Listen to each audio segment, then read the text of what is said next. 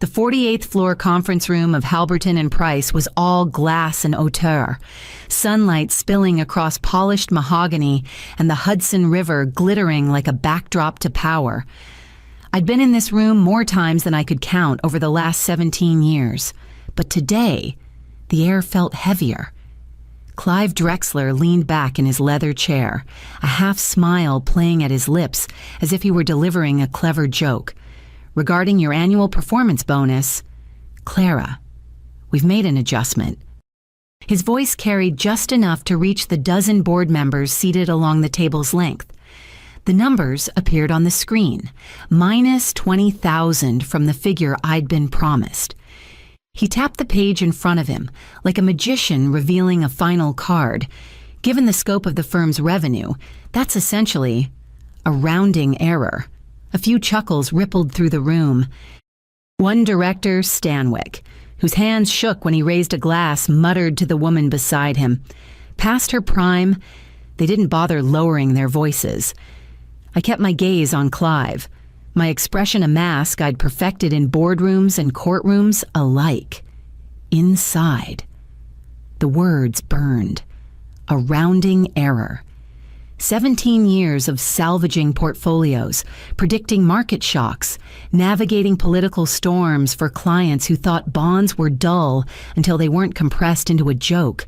When the meeting adjourned, I gathered my folder slowly, letting the leather hinge snap shut with a quiet finality. My heels clicked across the hardwood toward the elevator, the rhythm steady, deliberate. Halfway down the hall, my phone buzzed. Unknown number. I almost ignored it. My day had already been generous with insults, but curiosity won. If you want to get back at them, check the St. Albans redevelopment bond reports. No punctuation, no signature. I stopped walking. The glow of the screen reflected faintly in the glass wall beside me. St. Albans. The name tugged at something an old file, buried in the archives of my memory. I slipped the phone back into my bag, my face still composed for the benefit of passing assistance. Inside, though, gears were shifting, aligning with a click I could almost hear. By the time the elevator doors opened, I'd already decided this wasn't over, not by a long shot. When I first walked into Halberton and Price in 2006, I was 27, armed with a secondhand briefcase and the kind of hunger that didn't fade after one win. My cubicle was tucked behind the elevator bank on the 32nd floor, and my first assignment was reconciling discrepancies in a bond portfolio, so neglected it still had paper certificates in the file drawers. I didn't just reconcile it, I found $1.3 million in unclaimed interest the firm didn't know it had. By 2012, I was a senior strategist, working late in a dimly lit office overlooking Wall Street when an alert flashed across my screen. The municipal bonds for Westwater County, valued at $60 million, were about to collapse under a bad refinancing deal. I ran the numbers twice, then again, then called a partner at midnight to halt the trade. By morning, the firm had avoided a disaster that would have splashed our name across every business page in the country. The partners sent champagne. Clive sent a terse email. Good work. That was his style, never too much credit to anyone who might someday be competition. 17 years later, I was still here.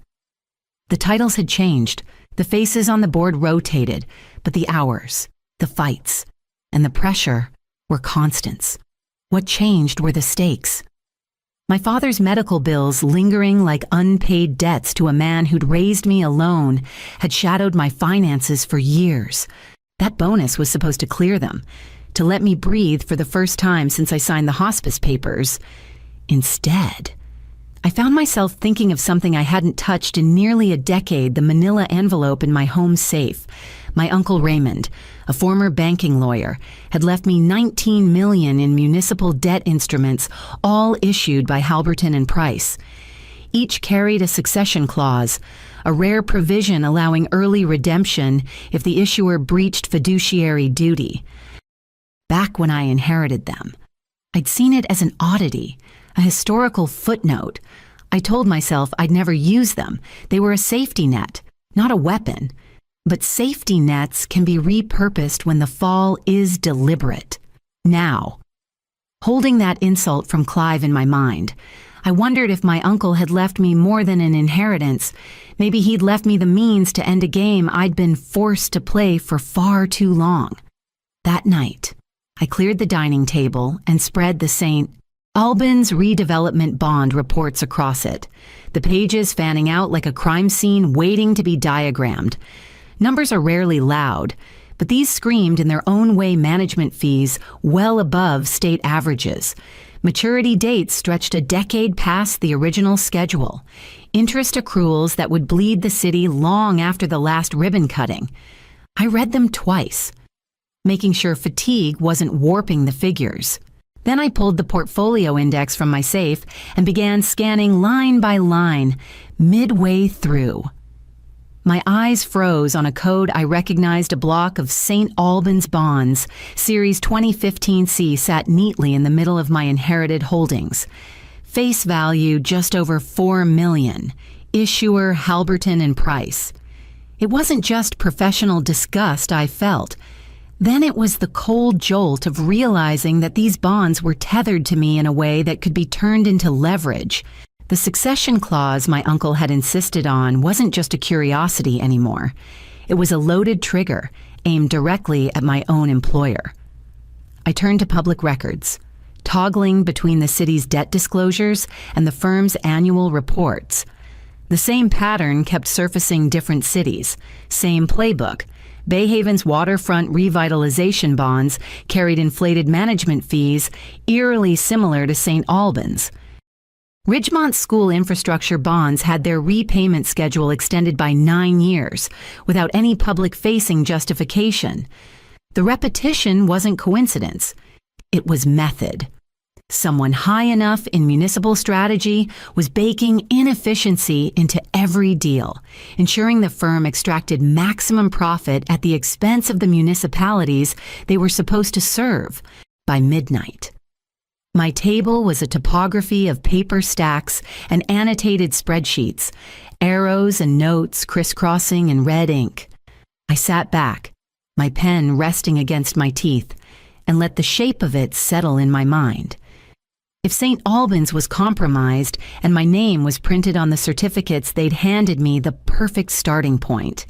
And if the same fingerprints were on Bayhaven and Ridgemont, there was no telling how many more cities were sitting on ticking debt bombs wearing our logo. The storage facility in Jersey City didn't look like much from the outside, just a squat concrete block with a loading dock and a keypad on the door, but it held decades of Halberton and Price's institutional memory.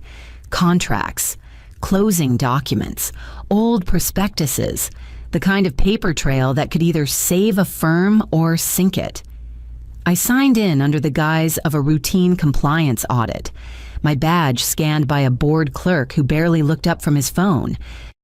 The air inside was dry and faintly metallic, the hum of the overhead fluorescents constant as I made my way down the narrow aisles.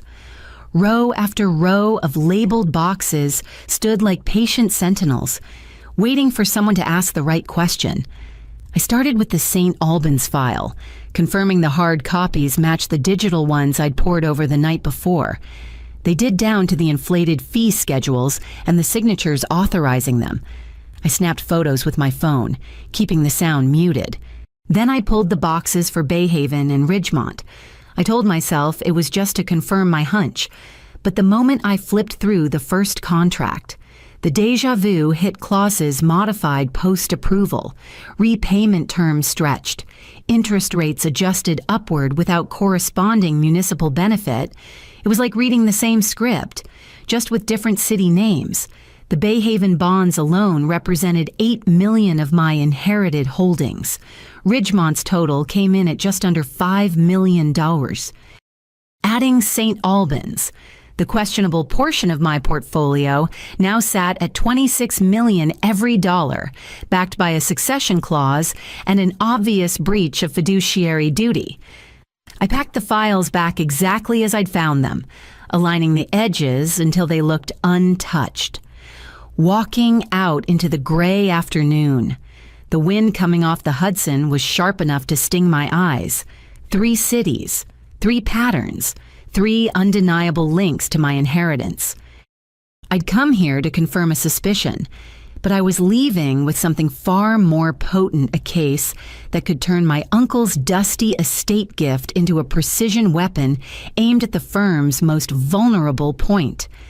The Regency's ballroom was all polished brass and low chatter, the kind of place where linen napkins seemed to carry more weight than some of the investment pitches being made. I took my seat near the back, close enough to observe without becoming part of the show. The luncheon was ostensibly about strengthening municipal investment relationships, but everyone knew it was a stage for Clive to parade his version of success. He worked the podium like he was born there, his tone smooth, his tie perfectly knotted. Slides of projected returns flashed on the screen behind him. Bay Haven, Ridgemont, St. Albans, all dressed up with optimistic growth curves that made my jaw tighten. I recognized every manipulated deal buried under those graphics. Midway through, Clive's smile sharpened. "Some people," he said, pacing the front of the stage, "think 20 grand matters." His eyes found mine across the room, holding just long enough to make sure the implication landed. The laugh from the audience was immediate, polite in tone, sharp in intent. A couple of investors leaned toward each other, murmuring, while one of the junior partners smirked openly. I kept my face neutral, my hands folded on the tablecloth, and let the heat of humiliation pass through me without showing in that moment.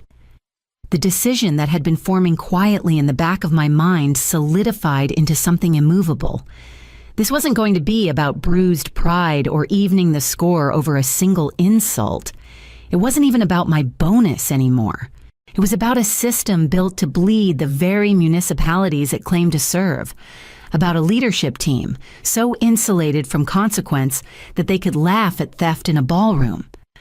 I listened to the rest of his speech without hearing a word, my focus turning inward, toward the documents waiting in my apartment and the clauses buried in my inheritance. There was a way to do this to strip the rot without collapsing the entire structure on myself. I just needed precision, patience, and the right opening. When the applause came, I clapped twice, rose with the rest, and began drafting the first moves of a plan that would leave no room for their laughter. Patricia Voss's office sat 12 floors above Broadway, the kind of space where glass and steel met old money. She greeted me with a firm handshake and an expression that suggested she already knew this wasn't a casual consultation. I laid the portfolio summaries and municipal contracts across her desk, the red ink annotations standing out like wounds. She read silently, her eyes narrowing only when she reached the amended repayment schedules for St. Albans, Bay Haven, and Ridgemont. When she finally looked up, there was no trace of doubt. "These succession clauses," she said, tapping the bond certificates with her pen, "are airtight. If we can establish breach of fiduciary duty, Halberton and Price will be legally obligated to redeem them at face value, plus compounded interest and applicable penalties." I leaned forward. "What's the number?" She flipped through her notes, then met my gaze. Approximately $47 million. The figure sat between us, heavy and undeniable. 47 million, not a rounding error, but a crater in the middle of the firm's municipal division. Patricia's tone shifted, cooler now, deliberate. "Once we file, this becomes public record. The board, the regulators, the press, they'll all see it. There's no graceful way to step back once it's in motion, and they will come after you. Clara, hard." I thought about Clive's smirk in that ballroom, about the cities carrying debt they should have shed years ago, about my father's hospital bills folded into a drawer I still couldn't bring myself to open. "What happens if they can't pay?" I asked. "Emergency arbitration, asset liquidation, regulatory intervention. It will be ugly." She closed the folder gently, as if sealing the choice inside it. The question is whether you want to start a fight that can't be contained. I met her stare and felt the steadiness in my own voice. I'm not starting the fight. I'm just making sure it ends in the right place.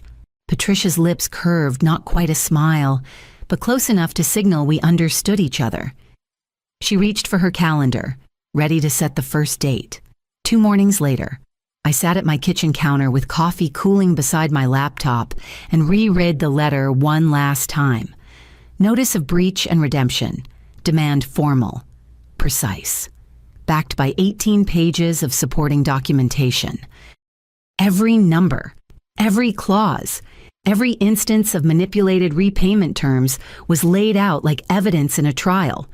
At 8:47 a.m., I attached the file to an email addressed to the CEO, the full board, and the head of municipal operations. I copied Patricia Voss and blind copied myself. Then I hit send. The satisfaction was quiet, almost clinical. No rush of adrenaline, just the awareness that a clock had started ticking 30 business days for them to find $47 million or face arbitration, less than an hour later. My phone buzzed with an alert from the Financial Herald. The headline stopped me mid-sip: municipal bond mismanagement allegations rock Halberton and Price. I clicked through to find a redacted version of my dossier cities unnamed. Totals rounded, but the language unmistakable. Someone had handed the press just enough to stir speculation without burning the entire house down. My first instinct was to call Patricia, but another text flashed across the screen before I could. No name, no punctuation, just consider it an accelerant. The number was the same one that had buzzed my phone outside the boardroom after Clive's insult. I stared at it. The hum of the refrigerator suddenly loud in the stillness. This wasn't a coincidence. Whoever they were, they'd been nudging me toward this confrontation from the beginning, and now they were making sure it unfolded in public as well as behind closed doors. I slipped the phone into my pocket and opened the Herald article again, scanning for what wasn't there. No explicit mention of my name, no direct link to my holdings. The leak had been calculated, just like the message enough to rattle investors, to make the board sweat, but not enough to compromise my legal position. It was the kind of move I would have made myself if I'd had an insider feeding me the ammunition. By the time I stepped off the elevator at headquarters, the 48th floor didn't sound like the firm I'd known for 17 years. The usual low hum of market chatter was gone. Trading terminals glowed idly, abandoned mid-session.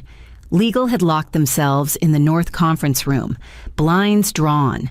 Down the hall, Investor Relations was juggling 3 phone lines each, voices pitched high with the brittle edge of damage control. Through the glass of the executive suite, I caught flashes of movement, board members gesturing over spreadsheets, assistants darting in and out with printouts still warm from the copier. Everyone was in motion, but no one looked like they had a plan. Clive emerged from the far corner, flanked by 2 compliance staffers. His tie was loose, his smile thin. He didn't bother with pleasantries. "Clara, I need your badge and company devices. Effective immediately. You're suspended pending investigation for breach of confidentiality." It was a bold play, reckless, even but not unexpected. The Financial Herald leak had rattled him, and I was the most obvious target to blame. I didn't argue. I pulled my phone from my bag, tapped the screen twice, and opened a new email. To Clive Drexler, CEO's office, full board distribution list, CC Patricia Voss. Subject line: notice of potential retaliation against protected activity.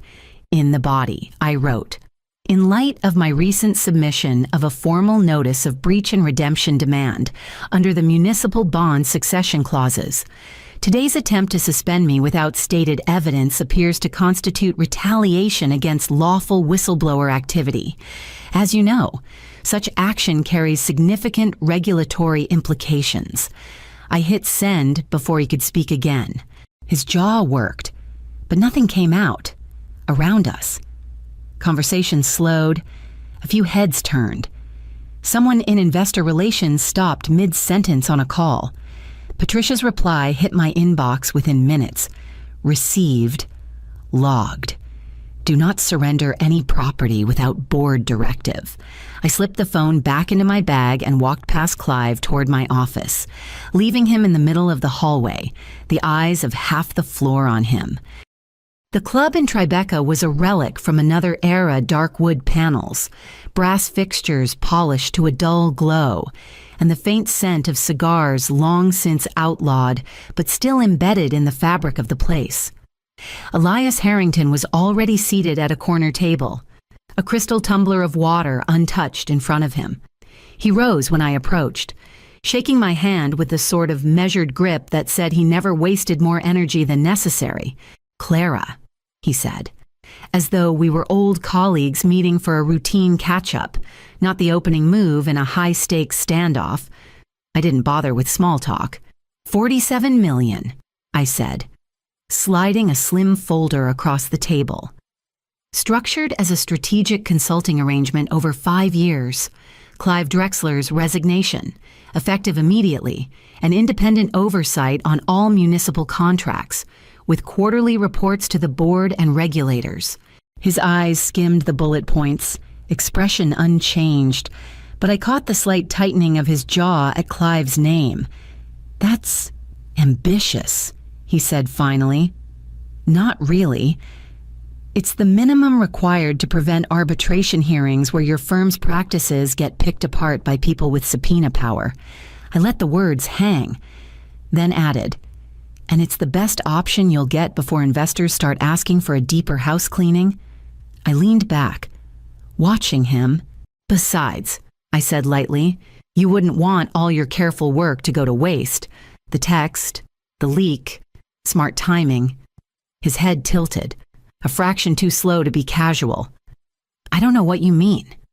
"Of course not," I said, letting the hint of a smile cross my face. I didn't need to prove it. I only needed him to know that I knew. For the first time since I sat down, Elias looked directly at me, weighing the cost of denial against the risk of refusing me. His fingers tapped once on the folder before he closed it. "I'll take it to the board," he said. I nodded. "Do that. But remember, every hour you delay is another headline waiting to happen." The settlement came through faster than I'd expected. 6 days of negotiations, 3 conference calls, and 1 emergency board meeting that ended with Clive Drexler's resignation to pursue other opportunities. The official press release spoke of strategic restructuring and enhanced fiduciary commitments, but the subtext was clear. They'd capitulated. $47 million, paid over 5 years under the title of strategic consulting, independent oversight baked into every municipal contract, with quarterly reports sent directly to the board and regulatory agencies, for the first time in my career. The reforms I'd fought for weren't a side note, they were the structure. When the offer came to take over as full-time director of the municipal division, I didn't hesitate before saying no. I'd spent too many years watching good intentions corrode under fluorescent lights and endless meetings. Instead, I shaped the consulting arrangement to work 3 days a week, handpicking only the clients and projects that aligned with my standards. Freedom, not title, was the prize I'd been after all along. The day the final signatures dried, I left the office early. The sun was dipping low when I stepped onto the wooden planks of the Brooklyn Bridge, the air warm with the last hint of summer. To my left, Lower Manhattan's skyline gleamed in gold, glass catching the light like a city pretending it had no shadows. My phone buzzed, a single text from the same anonymous number that had started it all. "Debt paid. Keep asking the right questions." I stood there for a long moment, thumb resting on the screen, the wind tugging at my hair. I didn't reply. Whoever they were, they'd played their part, and I'd played mine. It struck me then this was never just about the 20,000 they tried to dismiss, or even the 47 million they ended up paying. It was about proving that patience, integrity, and the kind of experience they couldn't quantify on a spreadsheet would always outlast arrogance. The city lights began to flicker on, and I started walking again, the bridge stretching ahead like a quiet promise.